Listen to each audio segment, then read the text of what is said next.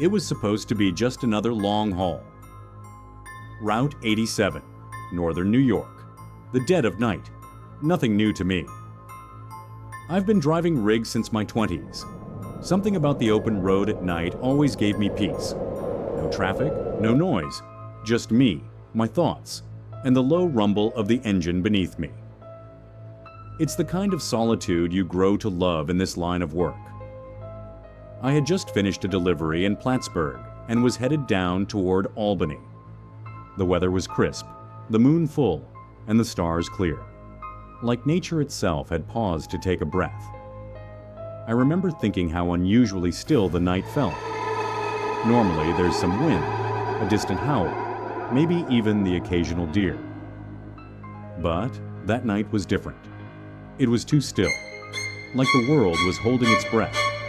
I had the radio off and my thermos in hand, just cruising. And then, something strange happened.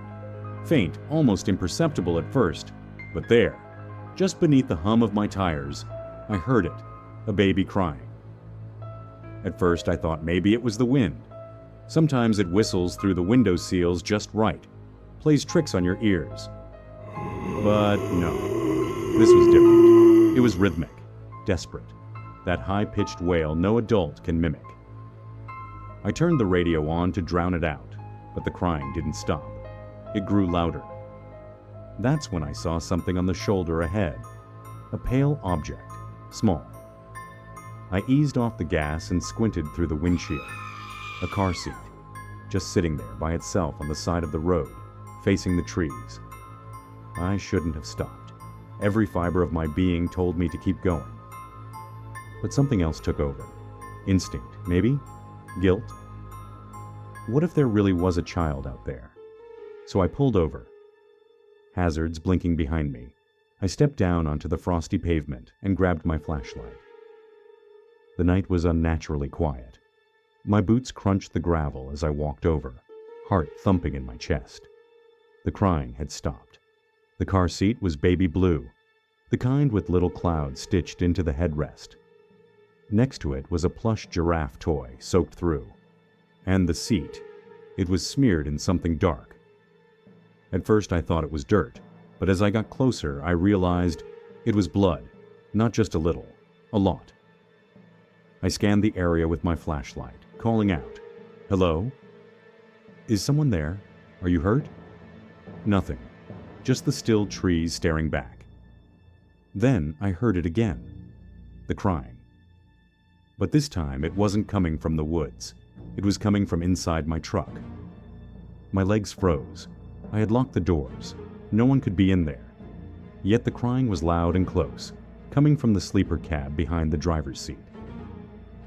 I ran back to the truck, climbed up, fumbled with the key and yanked the door open. The crying stopped. Inside was exactly how I left it. Empty. My jacket tossed over the back of the passenger seat. Thermos still in the holder. No sign anyone had touched a thing. I shut the door, locked it again, and sat there for a while, just breathing, telling myself it was the road messing with me, that I was tired, overworked. But that explanation didn't hold up for long. At the next town over, I stopped at a small diner, just off exit 33.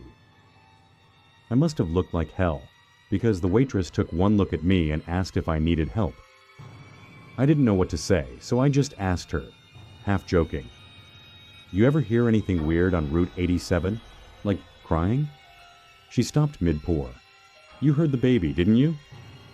The way she said it, so flat, so certain, it shook me.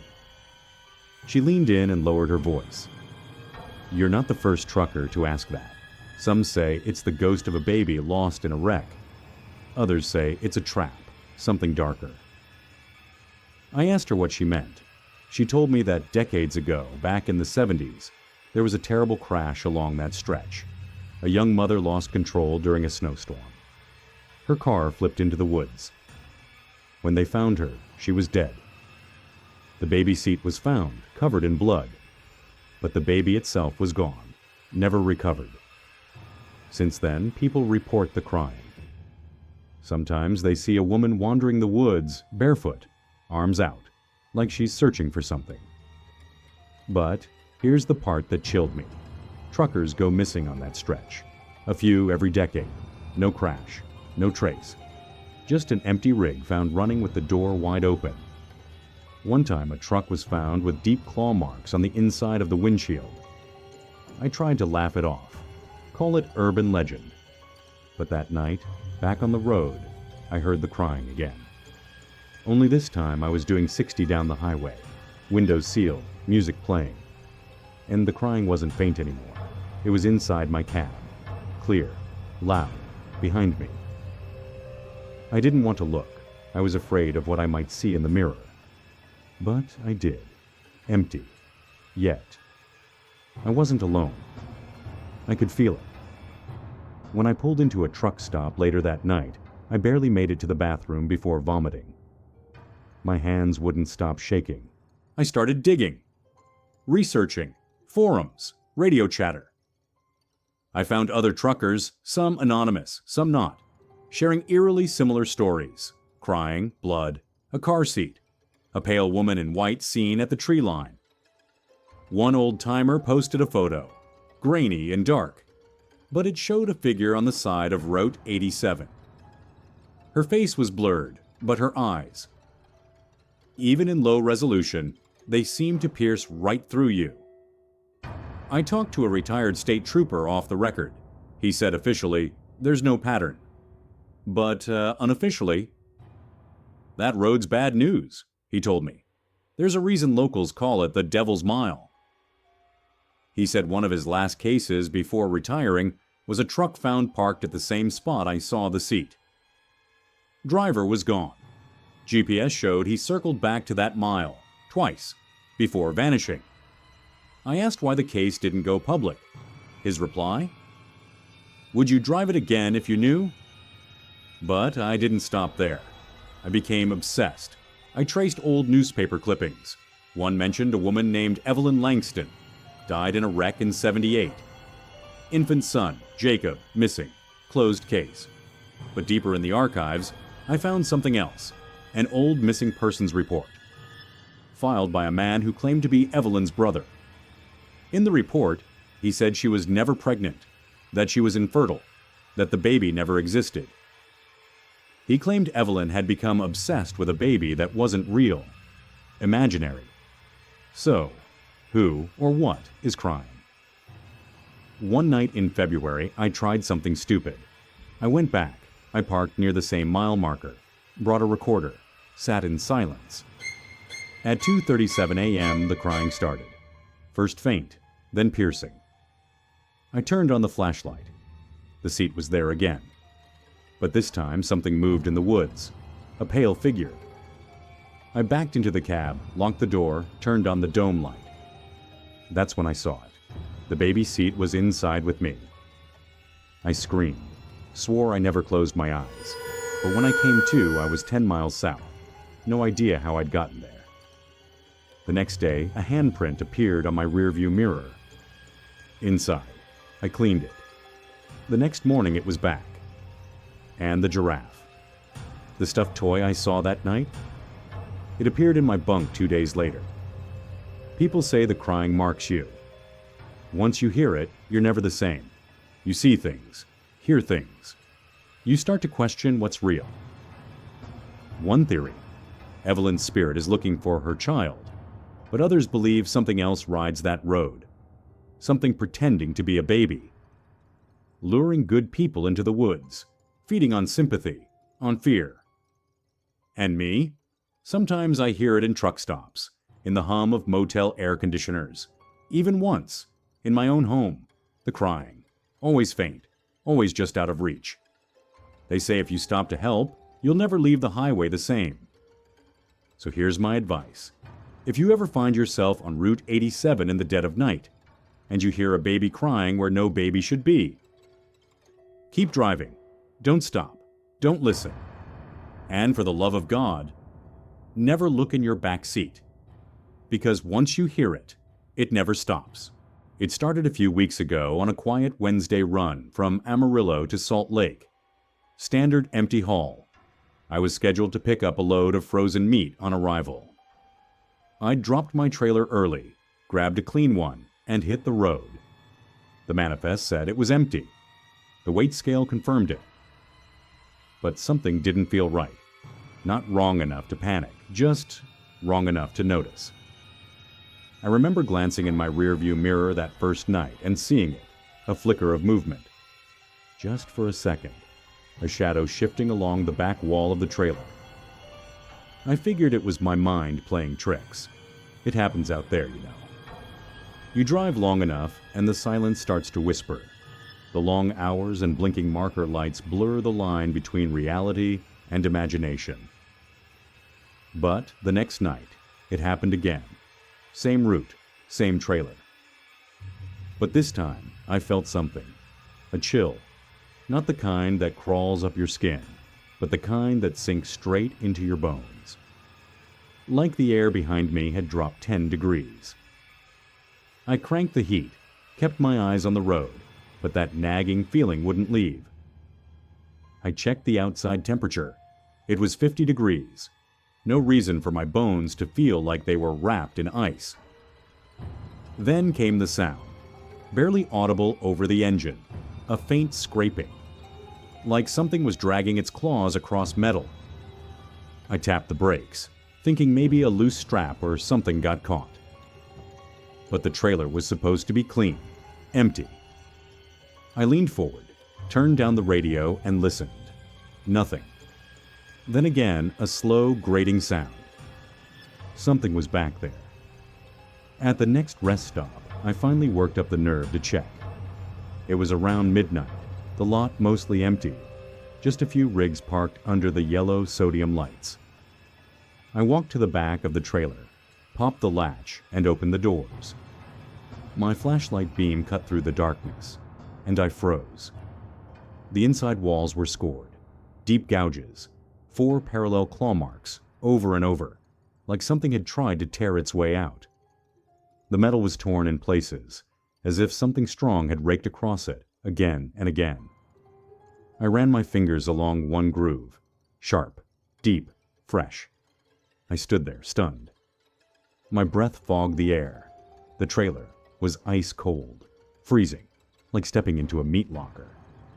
But the outside temperature was mild. The floor of the trailer had frost.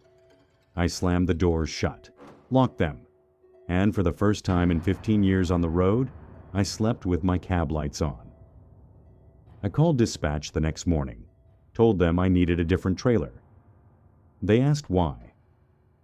I lied, said the latch felt faulty. They didn't question it. I figured whatever weirdness I'd stumbled into was over. Maybe it was some prank. Maybe the last driver left dry ice in there. I told myself anything to move on. I was wrong. A few days later, I was hauling another empty northbound when the highway patrol pulled me over outside of Provo. Routine check, or so I thought. The officer walked up slow, tapping his flashlight against his leg.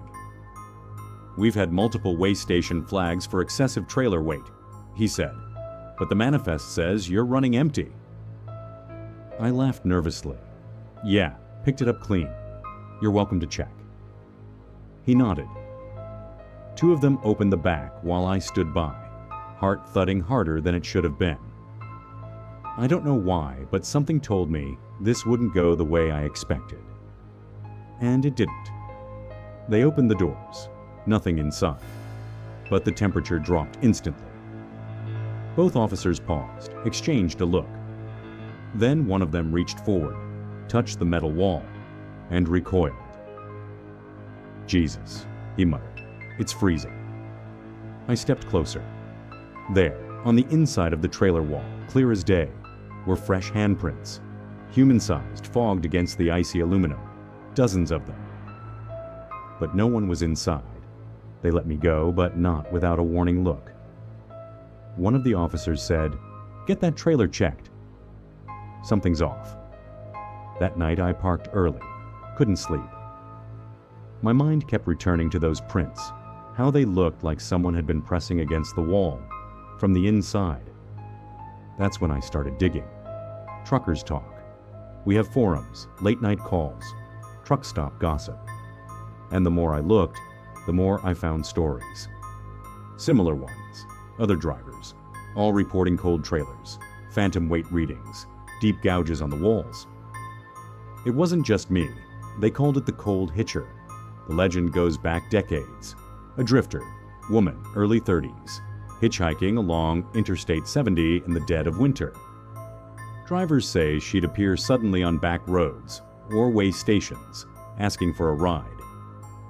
She never made it to her destination. One driver reported hearing knocking inside his trailer. Another swore he saw her face in his side mirror, smiling. None of those drivers are on the road anymore. I found an old forum thread, buried deep. A guy said he'd traced the original story back to a woman named Lena Hallberg. Went missing in 1986. Her body was never found, but her fiancé, a long-haul driver, disappeared a week later. His truck was discovered on a frozen lake, doors wide open, trailer empty, except for claw marks. And here's the kicker. His logbook had a final note. She's not human anymore. After that, I stopped sleeping in my cab. Every night brought something new. The temperature in the trailer dropped lower than freezing. My mirrors fogged from the inside. I even started hearing breathing, slow, raspy exhales, echoing faintly through the sleeper walls. Lights flickered. My dash cam picked up flickers of movement when no one was there. I felt watched. I tried switching rigs, different trailers. Nothing helped. One night I passed another trucker on the radio. Channel 19. I warned him. Told him to avoid the junction past mile marker 141. His voice came through the CB, slow and quiet. She's already in yours. I froze. No one else was supposed to be on that channel. When I looked in the rear view, I swear I saw her. A silhouette, slender, pale, standing at the far end of the trailer, motionless. I didn't blink for miles. The final straw came last week. I was hauling an empty through Colorado, headed east, clear skies, dry roads. But the trailer pulled like dead weight. I stopped at a way station, expecting to confirm a faulty axle. But the attendant ran out, pale-faced. He said the trailer was registering at 9 tons, empty, no cargo, nothing but air. He asked to inspect it. We opened the doors together. Inside, still nothing, except a Polaroid sitting in the middle of the floor. I picked it up. It was old, curled at the edges. A woman, standing beside a rig, wearing my company's jacket, only I've never seen her before in my life. Written on the back in faded pen. Still waiting. Still cold. I don't drive nights anymore. I keep the trailer doors locked tight, even when parked. But sometimes, when I'm alone, stopped on the side of the road, I still hear it. That slow dragging sound, like nails against aluminum. And when I look in the mirror, I don't always see myself looking back. So next time you're on the highway, and you pass a hauler with frosted windows and no cargo, don't wave, don't slow down. And whatever you do, don't look in your rear view. She hates when you look back.